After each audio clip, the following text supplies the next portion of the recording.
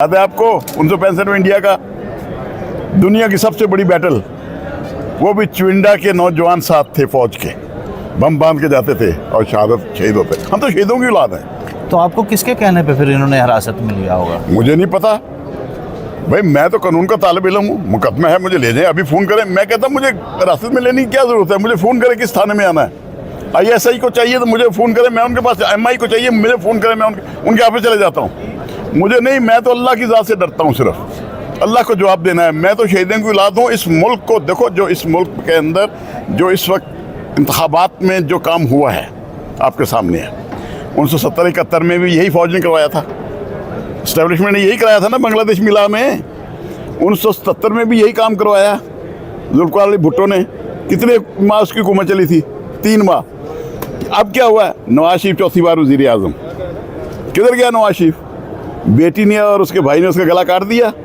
अब कहते हैं नवाज, वो तो MNA तो बने हुए हैं। MNA बने, वज़ीर आज़म बने, उसको वज़ीर आज़म बनाने के लिए। और छोड़ो भाई, ये मुल्क वो है, ये जिस सरजमीन पे आप रहते हैं, मुगलिया दौर की हिस्ट्री तो उठाओ। बाप ने बेटा कत्ल किया हुआ इक़्तिदार की खातर, बेटे ने बाप को अंदर कर दिया इक़्तिदार की खातर, जेल में डाल दिया। हिस्ट्री है, यही हिस्ट्री इन्होंने। ये देखो अल्लाह ने हमें तबकों में तकसीम किया हुआ है। मैं ज़मींदार का बेटा हूँ, अब वकील हूँ, तरखान है, लकड़ी का काम करता है, हलवाई है, वो अपना काम करता है, हेयर ड्रेसर है, वो अपना काम करता है। ये लोहारों की औलाद हैं, ये ज़हन में रख लेना। मरियम और शबाज दादा परदादा इनके लोहार हैं, लोहे का काम करते थे, इनको लोहार कहते हैं। ये लोहार नहीं, और लोहार हमारा क्या करेंगे? कुछ दिन की हुकूमत है, इन्होंने मुल्क बेचा है। ये चंद इस्टेब्लिशमेंट के मफाद परस्त लोगों ने, जिन्होंने नोट कमाए हैं, मेरे पास वो भी शाते मौजूद हैं, किस किस कोर कमांडर ने किस MNA से कितने पैसे लिए हैं। वो भी आने वाले दिनों में लोग बताते हैं हमें आके कि हमने कोर कमांडर को इतने पैसे दिए, हम ज़बरदस्ती हमारे घर बंद कर दिए, दफ्तर बंद कर दिए, मिलें बंद कर दी, इमरान खान का निशान छीन लिया, पार्टी छीन ली, बीवी छीन ली। और लोगों ने तो वो क्या कहते हैं बताऊँ, जूता, इस तरह के निशानों को ढूंढ के इमरान के मोहरें लगाई हैं। और भाई अवाम के मैंडेट को कहाँ ले जाओगे? देखो, आईने पाकिस्तान कहता है अवाम ताकत का चश्मा अवाम है। ये अवाम के मैंडेट पे डाका डाला गया है, इसके लिए हम वकील निकल पड़े हैं। सबसे पहला मुतालबा हमारा, काजी फैज़ी सा इस्तीफ़ा दे। काजी फैज़ी सा आराम से इस्तीफ़ा दे दो, प्यार से इस्तीफ़ा दे दो, वरना इस्तीफ़ा लेना भी हम जानते हैं। अगर चौधरी इफ्तिखार को लाकर हम कुर्सी पे बिठा सकते हैं तो तुझे भी कुर्सी से उठा के वो जलील करेंगे। चौधरी इसके काजी फैज़ी सा के मुतल्लिक कोयटा इंक्वायरी केस में लिखा गया, ये मेंटली रिटार्टेड है। इसने जनाब उमर साहब बंदयाल के चैम्बर में जो बदतमीजी की उसके साथ, एक जज ऐसी बातें नहीं करता। ये तो मेंटली फारग है, ज़हनी तौर पे फारग है। मैं आपको साफ बता दूं, इस शख्स को इस्तीफ़ा देना होगा। ये अगर रिटर्निंग अफसरों की जो जजमेंट थी, बाकर नजफी साहब की, जस्टिस साहब की, मैं उसको सलूट पेश करता हूँ, वो रहती, आज जजेस की निगरानी में इलेक्शन होते, अवाम भी कबूल करती। किसी ने इलेक्शन को कबूल नहीं किया। खुद शर्मिंदा हैं जीतने वाले जिनको जिताया गया। अब ख्वाजा आसफ की क्या औकात है? नहीं तो अगर कबूल नहीं किया तो फिर PTI हलफ भी ना लेती, जो सुन्नी इत्तेहाद कौंसिल भी ज्वाइन ना करती? नहीं, देखिए, हर पार्टी का एक अपना कोर कौंसिल होती है जो फैसले करती है। अगर उन्होंने जो किया है वो उनका अपना काम है। हमारा काम है लोगों को बेदार करना, हम वकला का। अगर हम वकला नहीं बेदार करेंगे, अवाम को ये नहीं बताएंगे कि अवाम के साथ हुआ क्या है, और जो डिकेटी डालने वाले, मैं एक बात बता दूँ, लोग डरते हैं मुकदमेबाजी से, हर आदमी डरता है मुकदमेबाजी से।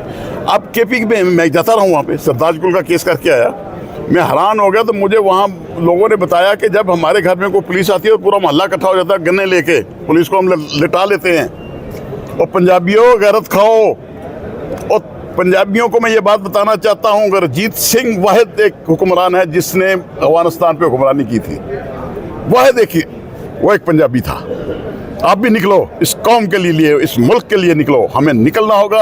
अगर हम वकला निकलेंगे तो हज़ारों दुनिया में। अब मुझे बताइए, आपके घर का बिल कितना आया है गैस का? मेरे घर का 80,000 रुपया आ गया, लोगों के घरों के 70,000-80,000। और यार 3,000 5,000 वाला बिल जो है, बिल हम देते हैं। अय्याशियाँ ये जाके गैर मुल्कों में करते हैं। भाई साहब, एक वीडियो आई थी, आप थाने में बैठे हुए हैं जी, तो कोई तशद्दुद वगैरह तो नहीं हुआ आपके ऊपर? नहीं, मुझे कुछ नहीं। थाने वाले तो नारे लगा रहे थे, उन्होंने खुशियाँ मनाई, कह दी 804 का और आ गया जाला। मैं हैरान हो गया वहाँ देख के। तो फिर क्या किया उन्होंने? खुशी नहीं, मुझे तो चाय, पानी, बिस्कुट, जो चीज़ थी, मैंने कहा यार बहुत कुछ खा लिया, मुझे नींद आनी शुरू हो गई। मैं कहीं लटा भी दो, फिर उन्होंने लटा दिया। आपको डर तो नहीं था कहीं बेहोशी की दवाई ना डाली हो उसमें?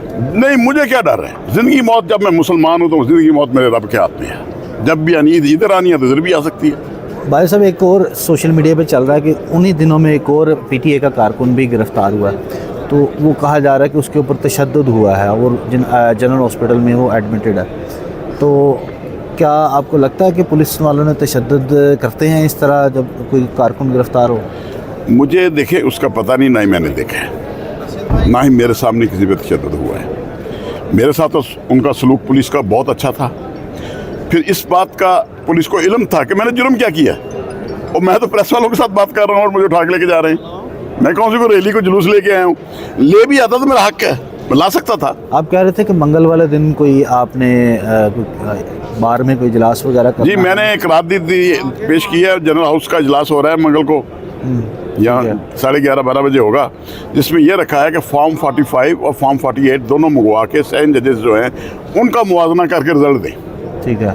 हमें मौजूदा रिटर्निंग अफसरों पे इतबार। बार की करारदाद के बाद कोई पिटीशन वगैरह फाइल करेंगे? जी, पहले बार की करारदाद आएगी, अगर ना मानी गई तो बार से रिक्वेस्ट है मेरी कि वो एक कॉन्स्टिट्यूशनल पिटीशन करेंगे सुप्रीम कोर्ट में, उससे वहाँ से आर्डर लेंगे, क्योंकि इलेक्शन एक्ट जो है, Lahore high court bar as a petitioner आएगी?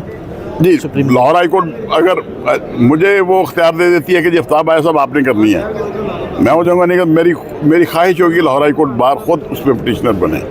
जब वो बनेगी तो पूरे मुल्क की बारें आएंगी, और इंशाल्लाह सीनियर लॉयर से मैंने रब्ता कर लिया है और उन्होंने इस बात की हामी भरी है कि बाजवा साहब बिल्कुल मुल्क के अंदर अवाम के साथ मैंडेट चोरी हुआ है, हम आपके साथ खड़े हैं, ये बिल्कुल एक कानूनी रास्ता है हमारे पास, इसे हमें इख्तियार करना चाहिए। बहुत शुक्रिया भाई साहब। उस दिन भी, हफ्ते वाले दिन भी हम यही बात कर रहे थे इलेक्शन के हवाले से, और पुलिस ने आफ्ताब बाजवा और अफजाल अजीम पहाड़ एडवोकेट को वहाँ से हिरासत में लिया। और बाजवा साहब, ये आपको छोड़ा कैसे उन्होंने? ये बात एक रह गई। भाई मैं तो वहाँ थाने में था, खाना भी मिला रात को, मुझे नींद आ गई। जब मुझे नींद आ गई तो मैंने फिर मुझे आके कुछ एक पुलिस वाला आया, कहने लगा जी आप नाम बताएं। मैं क्या मुझे लेके आए तो मैं नाम का नहीं पता? ठीक है। अपनी वल्दियत भी बताएं। मैं क्यों बताऊं भाई, किस लिए बताऊं? जो मेरी गिरफ्तारी डालो, जो लेके आए उनको, जिस मुकदमे में लाए हैं उनको पता होगा मुझे क्यों लाए हैं, या मुझे बहन का रिश्ता देने के लिए पुलिस वाले लेके आए हैं? दो लिखो, मेरा नाम लिखो, जो भी लिखना है मेरा लिखो, जो लेके आया उसको नाम का भी पता है। पुलिस वालों एक जेन में रख लो, तुम्हें छोड़ूंगा नहीं मैं, ये वो क्लब छोड़ेंगे नहीं। अदालतों में आप नहीं आना है पेशियों पे, इन सियासतदानों ने नहीं आना, आपके पीछे जो एजेंसियां वो भी नहीं कभी आई, आपने जवाब देना है। खबरदार इनके इशारों पे मत चलो, कानून के मुताबिक चलो, आइन के मुताबिक चलो, जो इख्तियार आपको अल्लाह ने दिया है उसके मुताबिक चलो। गैर कानूनी गैर आइनी इकदाम मत करो। हम वकला निकल पड़े हैं और हम छोड़ेंगे नहीं अब। Thank you so much sir.